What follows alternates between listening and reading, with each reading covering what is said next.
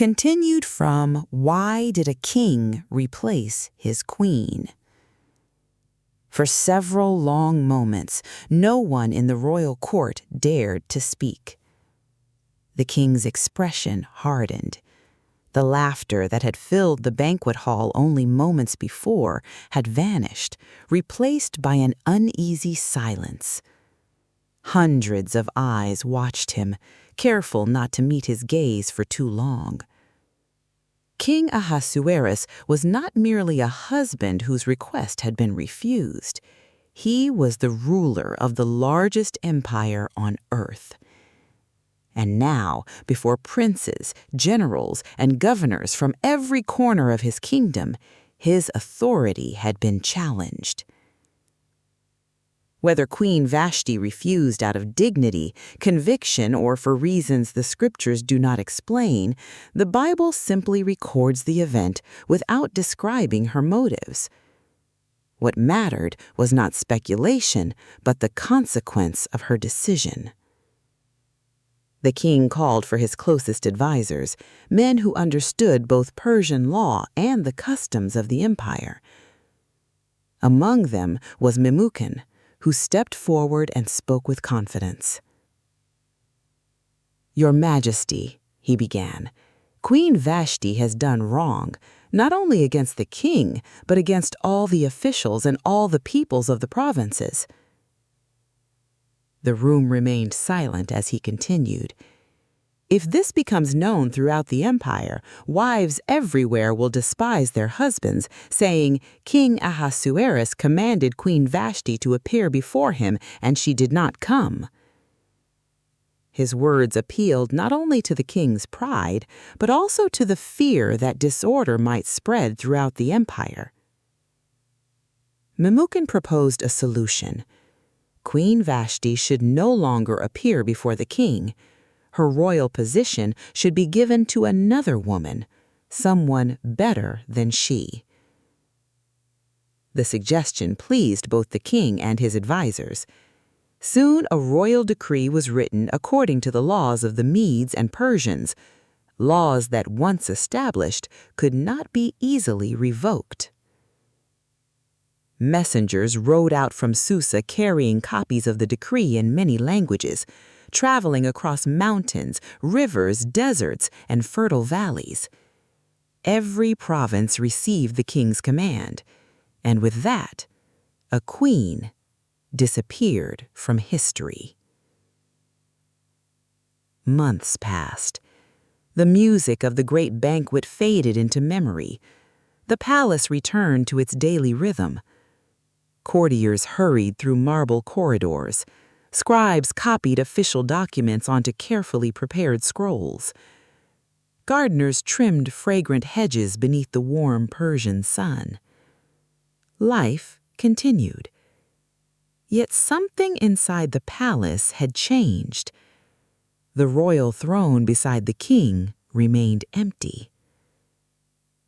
Time has a curious way of softening even the strongest emotions. The anger that had once consumed King Ahasuerus gradually faded. According to the book of Esther, he remembered Vashti and what had been decreed concerning her. But Persian law left little room for regret. The decree could not simply be undone.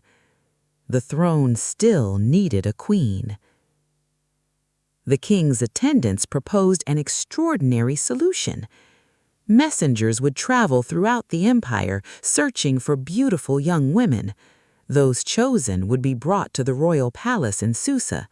There they would spend months preparing before appearing before the king.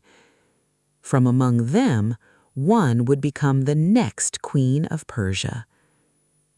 To many, it must have sounded like an unimaginable honor. To others, it meant leaving behind everything they had ever known. Families, friends, childhood homes. Once a young woman entered the royal harem, her life changed forever. The decision was no longer hers, it belonged to the king. Far from the splendor of the palace, in one of the quieter neighborhoods of Susa, lived a young Jewish woman named Hadassah. Her Hebrew name meant myrtle, a plant known for its fragrance and quiet beauty. But throughout the Persian Empire, she was better known by another name: Esther. She had known sorrow from a young age. The Bible simply tells us that her father and mother had died. No details are given, no explanation, only the quiet reality that she grew up without them. Into that emptiness stepped a man named Mordecai. He was her older cousin, yet he cared for Esther as though she were his own daughter. Their home was modest, nothing like the marble halls of the king's palace. Morning sunlight entered through simple wooden shutters. Fresh bread baked over clay ovens. Water was carried from nearby wells. Evenings were often filled with quiet conversations beneath the stars. It was a life of simplicity, a life that taught gratitude rather than luxury. Mordecai had never allowed Esther's loss to define her. Instead, he taught her wisdom, patience, kindness, and above all, faith in the God of Israel. Though the Jewish people were living far from their ancestral homeland, many still remembered the promises God had made to their fathers. Their circumstances had changed, their hope had not. The scriptures describe Esther with remarkable simplicity. The young woman had a beautiful figure and was lovely to look at. Esther 2:7. But beauty alone does not explain why history remembers her. Many beautiful people have been forgotten. Esther would be remembered because of the choices she made when beauty could no longer protect her. At that moment, however, she had no idea that her quiet life was about to end. Somewhere beyond the walls of Susa, royal horsemen were already carrying the king's command. And with every mile they traveled, destiny was drawing closer to Esther's door. The royal decree spread across the Persian Empire with astonishing speed. Mounted couriers rode day and night along the king's road, crossing rivers on wooden ferries, climbing rocky mountain passes, and disappearing into endless deserts where the wind erased every hoofprint before sunset. From magnificent cities to the smallest villages, the king's command was read aloud. Young women of remarkable beauty were to be brought to the palace in Susa. Some families celebrated, others wept. For many, the summons promised honor beyond imagination. For others, it meant saying goodbye to daughters they might never see again. No one could refuse the king's command. Life in Mordecai's home continued quietly, unaware that the royal officials were drawing closer each day. That morning, Esther knelt in the small courtyard, watering herbs growing in clay pots. The scent of mint and rosemary drifted gently through the warm air. A pair of doves rested on the roof, cooing softly as sunlight filtered through the branches of a nearby fig tree. Mordecai was repairing a wooden stool beside the doorway. It was an ordinary morning, the kind of morning that would later be remembered because no one realized it was the last of its kind. Esther looked up and smiled. "The basil is growing well this year." Mordecai smiled back. "Your mother always said plants grow best when someone cares for them every day." For a moment, neither of them spoke. Though many years had passed since Esther's parents had died, their memories still lingered quietly within the house. Loss had become part of life, but it had never taken away hope. Then came the sound of horses. Several riders entered the narrow street, their royal insignia gleaming beneath the morning sun. Neighbors stepped outside their homes. Conversations stopped. Children fell silent. Everyone knew what the king's seal meant. The lead officer unrolled a scroll. His voice echoed through the street. "By decree of King Ahasuerus." No one interrupted. Every household listened. The officer's eyes finally rested on Esther. "You are to accompany us to the royal palace." Mordecai slowly stood. His face remained calm, though his heart tightened. He had known this moment might come. Still, knowing did not lessen the pain. Esther looked at him. She asked no questions. There was no choice to make. The decision had already been made by someone she had never met. The journey to the palace was silent. The streets of Susa grew wider as they approached the royal district. Towering gates carved with lions and winged bulls guarded the entrance. Beyond them stretched magnificent gardens, unlike anything Esther had ever seen. Crystal-clear pools reflected towering palm trees. Fountains danced in the sunlight. Rare flowers from distant provinces filled the air with sweet fragrance.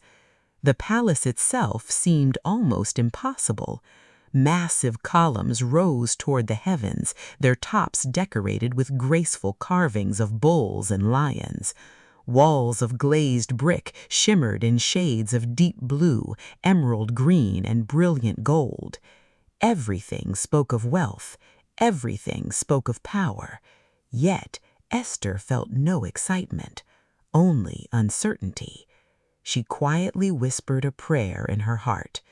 The Bible does not record her words, but throughout Scripture we often see God's people turning to Him when the future is hidden from their eyes. Inside the women's quarters, Esther met Haggai, the king's chief eunuch. His responsibility was unlike any other. For years he had overseen the preparation of women brought before the king. He understood palace customs. He understood people. And almost immediately, he noticed something different about Esther. The scriptures tell us, "The young woman pleased him and won his favor." The verse gives no dramatic explanation. It simply tells us she found favor. Perhaps it was her humility, perhaps her quiet confidence, perhaps the kindness with which she spoke. Whatever the reason, Haggai made sure she received the best care available. She was given the finest room among the women, the most attentive servants, the best food from the royal kitchens, rich oils scented with myrrh, perfumes blended from cinnamon, cassia, and frankincense, fine linen garments woven by the empire's most skilled craftsmen. For 12 months, every young woman would undergo careful preparation before appearing before the king. 6 months with oil of myrrh, 6 months with perfumes and fragrant cosmetics. Beauty in Persia was not hurried. It was cultivated with extraordinary patience. Yet beneath the perfumes and elegant clothing, Esther remained the same young woman who had once watered herbs in a quiet courtyard.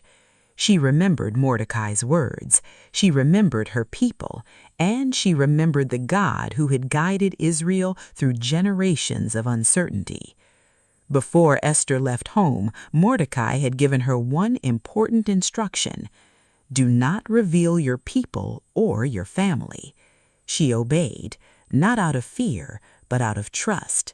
Sometimes wisdom means waiting until the right moment to speak. Every day, Mordecai walked near the courtyard of the women's house. He could not enter, he could not speak with Esther, but he came anyway, simply to learn whether she was safe.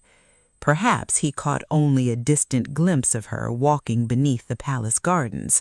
Perhaps not even that. Still, love often waits quietly, asking for nothing except the chance to know that someone is well.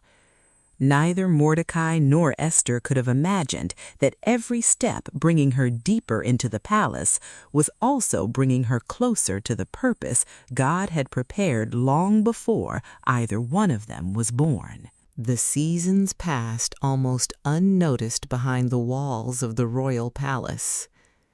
Days blended into weeks, weeks into months.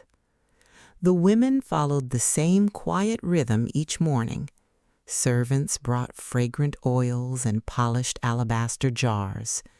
Skilled attendants braided long hair with remarkable care.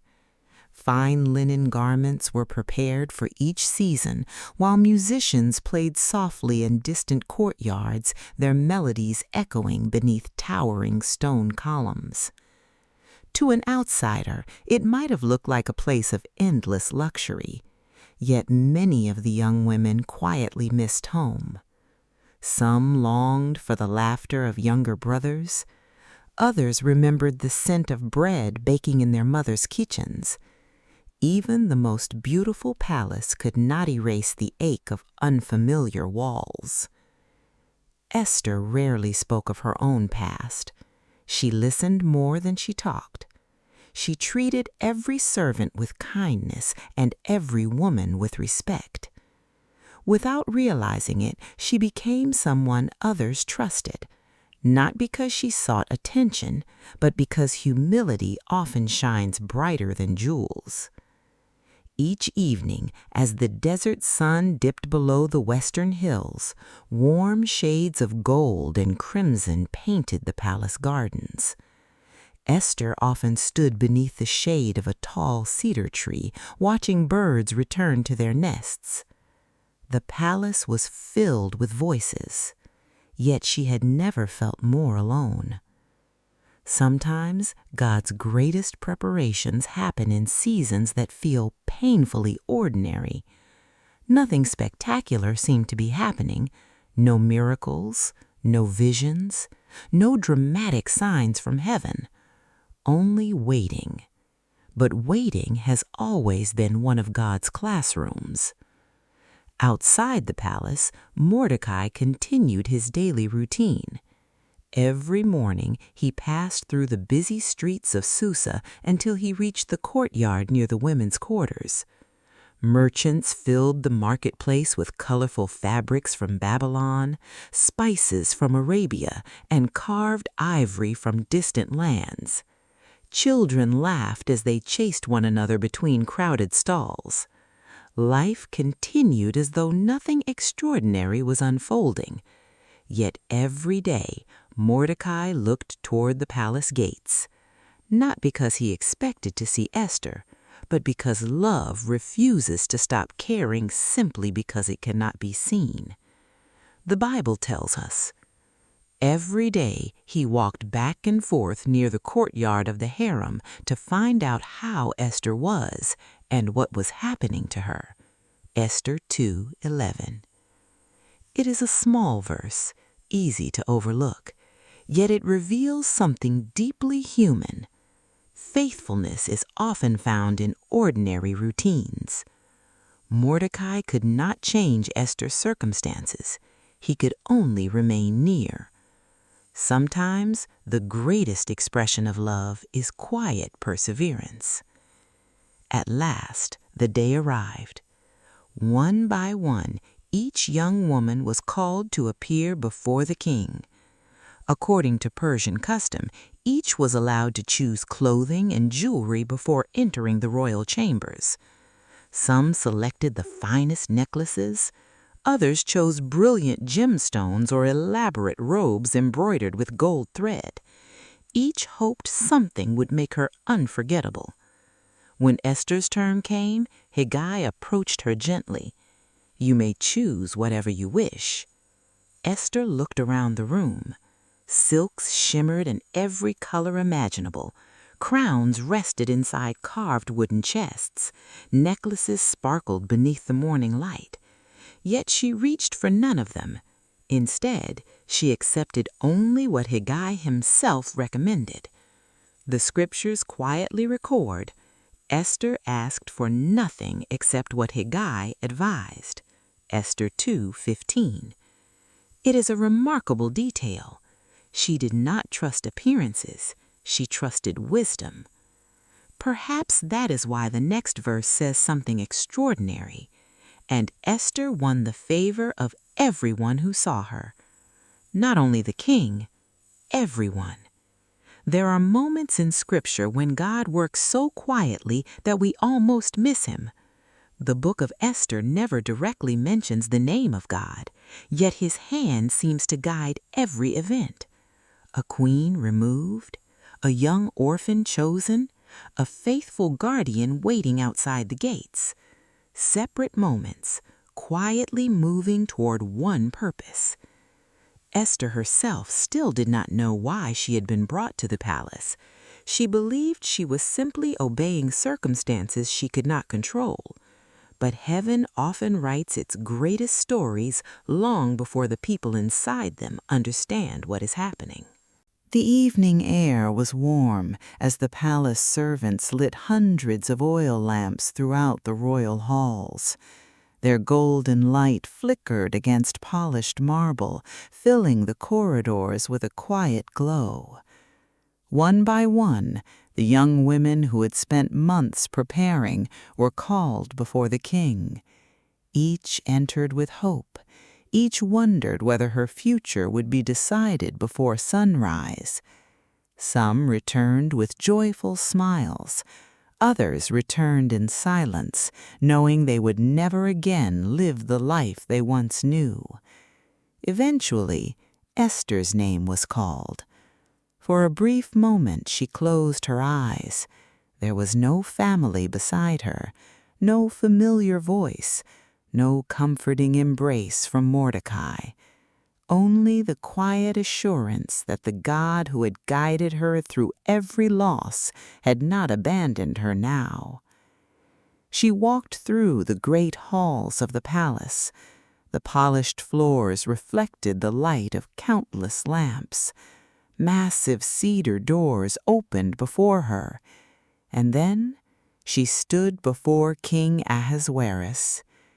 The Bible does not describe their conversation. Instead, it tells us something far more important. Now the king loved Esther more than all the women, and she won grace and favor in his sight more than all the virgins. So he set the royal crown on her head and made her queen instead of Vashti.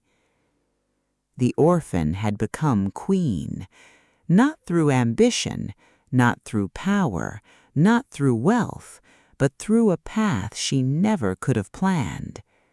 The palace celebrated. Musicians filled the courtyards with joyful songs. Servants hurried to prepare another royal banquet.